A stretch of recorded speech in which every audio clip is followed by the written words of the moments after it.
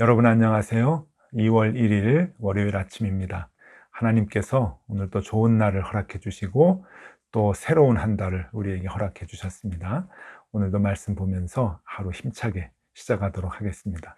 오늘 함께 볼 말씀은 로마서 14장 1절에서 12절까지 말씀입니다. 믿음이 약한 자를 너희가 받되 그의 의견을 비판하지 말라. 어떤 사람은 모든 것을 먹을 만한 믿음이 있고 믿음이 연약한 자는 채소만 먹느니라. 먹는 자는 먹지 않는 자를 업신여기지 말고 먹지 않는 자는 먹는 자를 비판하지 말라. 이는 하나님이 그를 받으셨음이니라. 남의 하인을 비판하는 너는 누구냐? 그가 서 있는 것이나 넘어지는 것이 자기 주인에게 있음에 그가 세움을 받으리니 이는 그를 세우시는 권능이 주께 있음이라. 어떤 사람은 이 날을 전날보다 낮게 여기고 어떤 사람은 모든 날을 같게 여기나니 각각 자기 마음으로 확정할지니라. 나를 중히 여기는 자도 주를 위하여 중히 여기고 먹는 자도 주를 위하여 먹으니 이는 하나님께 감사하며 먹지 않는 자도 주를 위하여 먹지 아니함이며 하나님께 감사하느니라. 우리 중에 누구든지 자기를 위하여 사는 자가 없고 자기를 위하여 죽는 자도 없도다. 우리가 살아도 주를 위하여 살고 죽어도 주를 위하여 죽나니 그러므로 사나 죽으나 우리가 주의 것이로다. 이를 위하여 그리스도께서 죽었다가 다시 살아나셨으니 곧 죽은 자와 산 자의 주가 되려 하심이라. 내가 어찌하여 내 형제를 비판하느냐? 어찌하여 내 형제를 업신여기느냐? 우리가 다 하나님의 심판대 앞에 서리라. 기록되었으되 주께서 이르시되 내가 살았노니 모든 무릎이 내게 꿇을 것이요 모든 혀가 하나님께 자백하리라 하였느니라. 이러므로 우리 각 사람이 자기 일을 하나님께 짓고 하리라. 아멘. 한 해가 시작했나 했더니 벌써 2월입니다. 1월 달이 후딱 가고 이제 새로운 달을 맞이했는데 우리 2월도 여러분 이루시는 소망 다 이루어지고 또 기쁨으로 평안으로 늘 이렇게 하루하루 살아가실 수 있기를 바랍니다. 로마서 14장은 계속해서 우리가 신앙생활 하는 데 있어서 실천하는 부분을 다뤄주고 있습니다. 12장부터 15장까지라고 했죠. 아무래도 이 이론보다 교리보다 실천의 부분은 저나 우리 모두에게 참 큰 부담이 아닐 수 없습니다. 이걸 지키고 행해야 되는데 그게 참 만만치가 않기 때문에 그래요. 어제도 사랑하라 하시는데 그게 참 쉽지가 않습니다. 오늘은 14장 하나님께서 우리에게 판단하지 말라고 하시네요. 남들을 판단하지 말아라. 이 문제도 사랑과 함께 정말 실천하기 힘든 그런 부분이죠. 하루에도 수십 번씩 우리는 남들을 판단하고 남들을 평가하기를 그러한 그 생활에 익숙해 있는 삶인데 하나님께서 우리를 남들을 판단하지 말아라. 오늘 그렇게 말씀하십니다. 1절 보겠습니다. 믿음이 연약한 자를 너희가 받되 그의 의견을 비판하지 말라. 비판하면 안 된다. 판단하지 말아라. 그렇게 얘기합니다. 판단하지 않고 어떻게 해야 되느냐. 여기 말씀 보니까 너희가 받되 라고 이렇게 쓰셨습니다. 너희가 받되. 이 너희가 받되 라고 하는 이 단어가 굉장히 좀 특이하고 긴 단어입니다.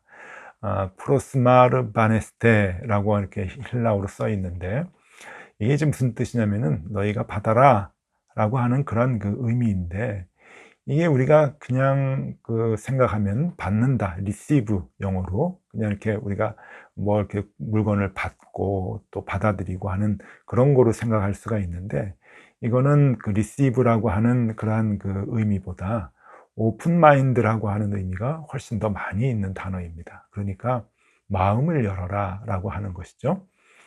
상대방을 받는 것은 우리의 닫혀있는 마음을 여는 것이죠. 그러니까 이 말이 맞습니다. 여는 겁니다. 우리의 마음을, 닫혀있는 우리의 마음, 굳어져 있던 우리의 마음을 활짝 열어라. 그러면 판단이 줄어들고 판단을 안 하게 될 것이다. 그러니까 여러분, 남을 판단하지 말라고 했을 때 그 원인이 무엇이냐? 네가 마음을 열지 못하기 때문이다 라고 바울은 콕 집어서, 하나님이 우리에게 콕 집어서 말씀하시는 거죠. 들킨 것 같습니다. 왜냐하면 정말 그렇거든요. 우리의 마음을 열지 못하고 내 생각을 굳게 갖고 있으니까 우리는 남을 판단하게 되고 남을 비판하게 되는 것이죠. 정죄하게 되는 것이고, 하나님은 우리에게 지금 마음을 열어라 그렇게 말씀하고 계십니다. 네, 마음을 열어서 상대방을 받아야 되는 것. 주님께서 그리스도인들의 그 실천 부분에 아주 중요하게 우리에게 얘기해 주고 있는 것이죠. 여러분, 이것은 담을 허무는 겁니다. 우리를 막고 있는 나의 아집과 나의 생각을 꼭 붙들고 있는, 그래서 담을 쌓고 있는 그 담을 헐어버리는 것이죠. 그 담을 허는 것은 주님께서 먼저 하셨습니다. 막힌 담을 허셨다고 하는데, 여러분, 에베소서 2장 14절 말씀이죠. 그는 우리의 평화이신지라 둘로 하나를 만드사 원수된 것 곧 중간에 막힌 담을 자기 육체로 허시고. 네. 주님께서 막힌 담을 허시기 위해서 십자가를 지셨습니다. 주님이 먼저 그 담을 허무셨죠. 우리가 주님을 쫓아간다고 할 때 우리가 그 삶을 본받아야 되는 것이죠. 쉽지는 않지만 우리도 마음 문을 열고, 즉 내 마음을 굳게 간직하고 있었던, 쌓아놓고 있었던 견고한 담들을 무너뜨리고 남들을 내 마음 안으로 들이는 것, 그것이 받는 것입니다. 그렇게 남들을 받을 때 우리는 비판과 판단과 정죄를 멈출 수가 있는 것이죠. 여러분, 쉽지 않지만 이 단어를 우리가 잘 생각해야 할 것입니다. 프로스마르 바네스테, 너희가 받아라, 마음의 문을 열어라 라고 하는 그러한 의미입니다. 그러면 왜 우리가 남을 판단하면 안 되는가? 하나님께서 오늘 이 바울을 통해서 본문 말씀 속에서 우리에게 그 이유를 얘기해 주시는데, 세 가지로 정리해 볼 수가 있습니다. 첫 번째는 같은 목적이라도 방법이 다를 수 있기 때문에 그렇다라고 하는 거예요. 좀 살아보니까요, 사람들은 태어난 환경, 가정의 문화, 자신의 경험, 이런 것들 때문에 서로 살아가는 방식이 다 다릅니다. 저도 가정사역하고 부부 세미나 하느라고 많이 여기저기 쫓아다녀 봤는데, 부부들의 가장 큰 문제가 그거죠. 문화가 다르고 생각이 다르고 또 환경이 다르니까 같은 문제를 다른 방법으로 풀려고 합니다. 근데 그것이 이해가 안 되니까 서로 갈등이 있고 서로 그것 때문에 싸움을 하고 이제 그런 거겠죠.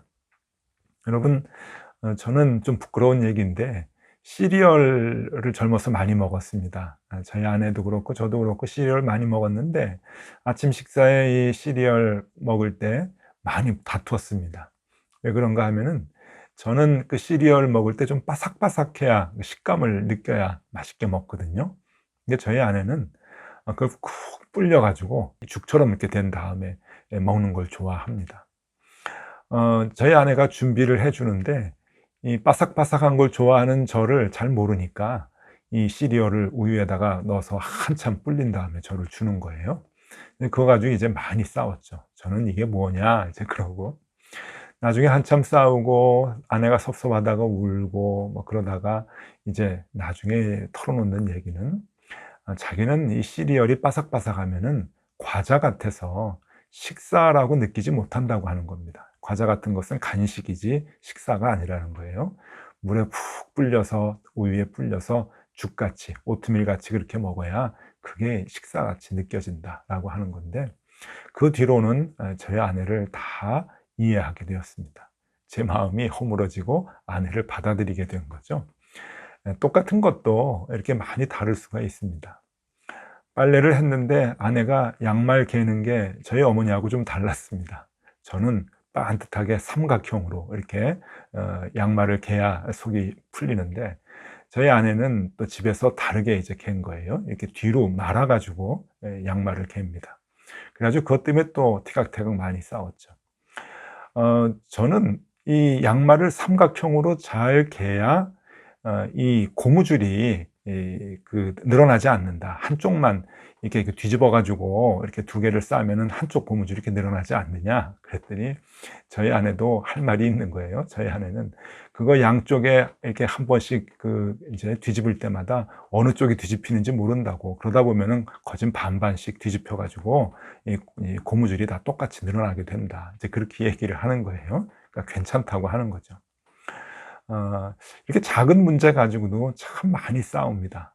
갈등을 일으키게 되죠. 그게 생각이 다르고 문화가 다른 것뿐이지, 여러분 살림을 잘 하려고 하는 것, 아침 식사를 잘 준비하려고 하는 그 목적은 다 똑같은 겁니다.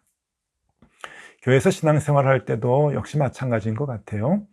우리가 기도를 할 때 어떤 사람은 무릎 꿇고 기도를 합니다. 또 어떤 사람은 그냥 편안한 자세로도 늘 하나님과 대화한다고 얘기합니다. 어떤 것이 옳을까요? 다 옳습니다. 그냥 방법의 차이가 있을 뿐이죠. 예배를 드릴 때, 공중 예배, 우리 교인들하고 같이 예배를 드릴 때 기도를 맡은 분들이 계시죠. 어떤 분들은 기도를 정성스럽게 집에서 잘 써와서 그거를 읽는 분이 계시고, 또 어떤 분들은 읽으면 기도가 아니다, 성령님께서 그때그때 생각나는 말로 기도해야 된다, 그게 진짜 기도다 라고 얘기하는 분들도 계십니다. 여러분은 어느 쪽이십니까? 예, 정답은 다 맞는 것입니다. 다 하나님께 기도하는 것이고 자기 나름대로 정성을 다하는 것이죠. 우리는 다 이렇게 방법이 다를 수 있습니다. 그러나 목적은 같습니다. 그렇기 때문에 내 방법과 다르다라고 하는 것 판단하거나 비판할 필요가 없는 거죠. 포용력, 마음을 열고 받아들이십시오. 판단하는 것이 아니라 받아들이는 것이 우리에게 필요하다. 바울은 우리 그리스도인들의 덕목에 이 말을 처음으로 넣습니다. 5절 말씀 보겠습니다. 어떤 사람은 이 날을 전날보다 낮게 여기고 어떤 사람은 모든 날을 같게 여기나니 각각 자기 마음으로 확정할지니라. 네, 그렇게 다 다르다. 좋은 날, 또 좋지 않은 날 생각하는 게 다 다른데, 어떤 사람은 화창한 날을 좋아하고요, 어떤 사람은 흙바람 부는 날을 무척 좋아하는 사람이 있습니다. 1년에 몇 번 없는 그날을 정말 생각하기 좋은 날이라나요? 그날을 좋아하는 사람이 있어요. 여러분, 다 우리의 생각이 다른데 그것은 비판과 정죄와 판단의 대상이 아니라고 하는 거예요. 다 우리가 목적을 위해서 방법이 다른 것뿐이다 라고 하는 것이죠. 우리가 그것을 기억해야 할 것입니다. 두 번째, 우리가 왜 판단하면 안 되는가 하면은 그것은 내가 중심이 되면은 안 되기 때문입니다. 성경에서 얘기하기를 주인은 따로 있다 라고 하는 거예요. 왜 자꾸 내가 중심이 되어서 참견하려고 하느냐라고 하는 겁니다. 4절 말씀 읽어드릴게요.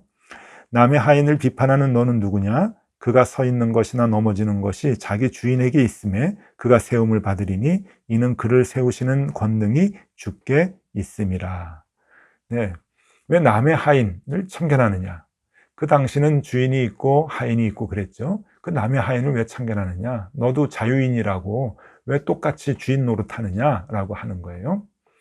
요즘 말로 얘기하면은 왜 남의 집 자식이 이렇다 저렇다 네가 왜 판단하고 벌을 주느냐라고 하는 것이죠. 그 아버지가 그거를 들으면 섭섭하다라고 하는 거죠. 화가 나는 것이죠. 왜 남의 집 일에 참견해? 남의 아이 왜 잘 키웠다 못 키웠다 왜 그래? 버릇이 있다 없다고 왜 그래? 그런 거하고 똑같습니다. 다른 사람이 다른 집의 하인에게 너는 이게 잘못했어, 이거 좀 똑바로 해, 그렇게 얘기하면 누가 화가 납니까? 그 하인의 주인이 화가 나는 것이죠.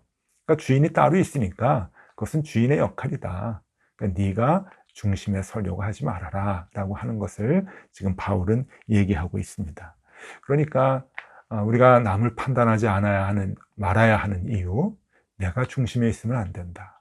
왜냐하면은 다른 사람에게도 다른 사람의 영역이 있기 때문에 그런 것이죠. 모든 것을 내 중심으로 판단하는 것, 이건 그리스도인의 품성에 들어가면 안 된다라고 하는 것을 얘기해 주고 있습니다. 세 번째, 왜 우리가 남을 판단하면 안 되는가?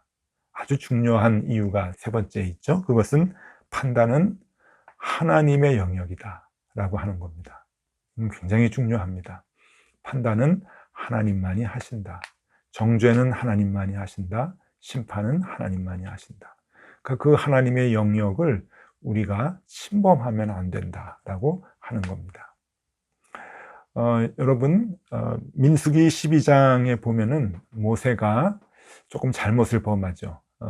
모세가 이방 여인을 취하면은 그 안 되는 그런 그 하나님과의 약속이 있는데 그 구스 여인을 취합니다. 그래서 첩으로 두지요.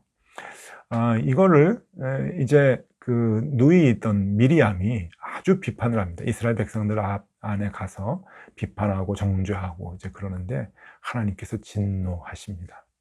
자, 하나님이 미리암을 부릅니다. 그리고 미리암에게 무슨 벌을 주시는가 하면은 민수기 12장에 보니까 문둥병 걸리게 해서 이제 죽게 합니다. 여러분, 우리 상식적으로 생각하면 이해가 가질 않죠. 왜냐하면 잘못은 모세가 범했기 때문에 그렇습니다. 그래서 벌을 주시려면 모세에게 벌을 주셔야 되죠. 그런데 하나님은 미리암을 불러다가 문둥병을 내리시고 죽이셨습니다. 이 이유가 뭘까요? 사람의 잘못에 대해서 벌을 주는 것은 나의 영역이다 라고 하는 것을 분명하게 각인시켜 주시는 것입니다. 모세는 모세대로 그 범죄에 대해서 벌을 받죠. 여러 가지 이 범죄들이 쌓여서 이스라엘이 백성들이 가나안 땅에 들어가지 못하게 이제 되는데 그것은 하나님께서 하시는 일이라고 하는 거예요. 모세의 범죄와 그 모세의 잘못을 판단하시고 거기에 상응한 벌을 주시는 것은 하나님의 몫입니다. 그런데 그 하나님의 몫을 외면하고 자신이 그 하나님의 영역에서 정죄하고 심판하려고 했던 미리암, 그 미리암에 대해서 하나님은 진노하신 것이죠. 너는 왜 피조물이 창조주의 영역에 서려고 그러느냐? 라고 하는 그러한 말씀입니다. 여러분, 판단, 정죄, 심판, 하나님의 몫입니다. 그것을 하나님께 우리는 되돌려 드려야 합니다.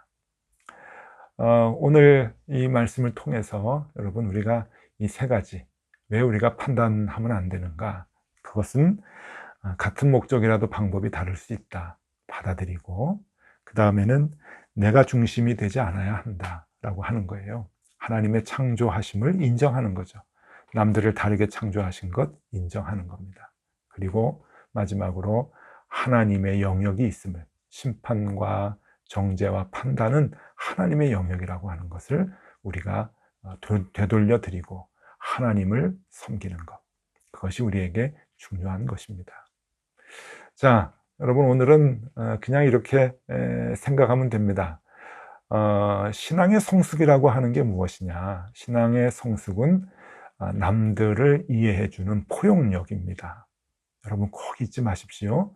신앙의 성숙은 포용력이다. 성경을 많이 아는 게 아닙니다. 교회 생활 열심히 봉사하는 게 아닙니다. 헌금을 많이 하는 것이 아닙니다. 신앙생활은, 성숙은 포용력입니다. 그리고 그 포용력은 공감 능력이라고 하는 것을 아셔야 합니다. 남들을 얼마나 많이 느끼고 남들의 입장에서 생각하고 배려하느냐, 그 공감 능력, 그것이 포용력이고 그것이 신앙의 성숙임을 우리는 알아야 할 것입니다. 오늘 하루 여러분들 가정에서, 일터에서 생활하실 때 여러분 그 마음, 넉넉한 마음 갖고 하루 생활하시면 좋을 것 같습니다. 혹 남을 판단하고 정죄하고 싶은 마음이 욱 일더라도 여러분 오늘 하루만큼은 참고 누르시고 하나님께 모든 것을 맡기고 오히려 포용하고 공감하려고 하는 그 마음으로 하루를 살아가실 수 있기를 바랍니다. 힘내세요. 기도하겠습니다. 하나님 아버지, 오랜 신앙생활을 해왔지만 포용력이 없습니다. 하나님, 남들을 공감하려고 하는 능력과 노력도 없습니다. 용서하여 주시고 오늘 하루 그렇게 남들을 더 많이 받아들이고 나의 마음의 담을 헐어서 남들을 수용하고 용납하고 공감하려고 하는 그 마음을 갖게 하여 주시옵소서. 힘들지만 오늘 하루 애쓰게 하여 주옵소서. 예수 그리스도 이름으로 기도드리옵나이다. 아멘. 네, 함께 기도하시겠습니다.